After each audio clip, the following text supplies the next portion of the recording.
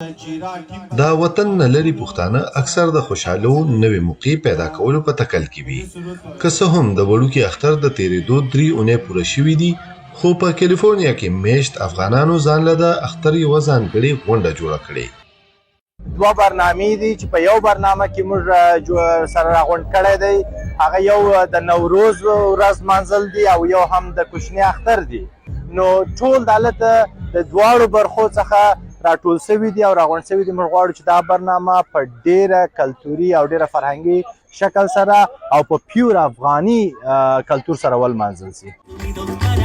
د امریکې د مصروفه ژوند په مناسبت سره د داسې غونډو جوړونکي هڅه کوي چې د تفریح ترڅنګ ګډونوالو ته ګټور معلوماتو سرچینې هم ورپه ګوته کړي.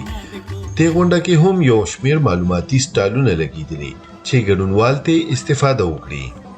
هغه افغانان چې په انګلیسي ژبه کې ستونزه لري، احاره یا ایشن ریسورسز هغه ایجنسي چې زه هم دوی سره کار کوم، د دوی یوه برنامه چې د انګریزي په ژبه کې په بېلابېلو مرکزونو یا دفترونو کې د افغانانو یا مهاجرینو لپاره درسي صنفونه یا پلانونه لري چې زما په ان ډېر زیات ګټور تمامېږي افغانانو ته چې وشي کولی د انګلیسي یا د انګریزي ژبه زده کړي. ځای په ځای د افغاني لباسونو او کالو سټالونه لګېدلي. یو خوا ګډونوال د ښایسته افغاني موسیقۍ خوندونه اخلي، نو بل اړخته ماشومانو لپاره رنګ رنګ د لوبو بندوبستونه شوي. په یو سټال ولاړه تمنا د غاښونو د صحت په اړه پوهه خوروي. د ماشومانو لپاره آګاهي ورکړو ځکه چې زموږ کورنۍ ډېر په دې نه پوهېږي چې د غاښو صحت ډېر مهمه خبره ده او هغوی خپل ماشومان باید تشویق کړي. همدا اوس څه هغوی وړکۍ دي، هغوی ته باید عادت ورکړل شي چې غاښونه په ورځ کې 2 ځلې برش شي، فلانس شي.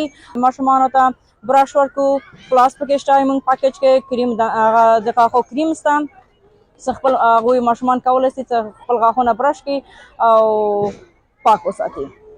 دا غونډه چې په سلګونو د ټولنې وګړو پکې ګډون کړي د یو غیر دولتي سازمان ګلوبل ایمرجنسي ریسپانس اینڈ اسسټنس لخوا جوړه شوې.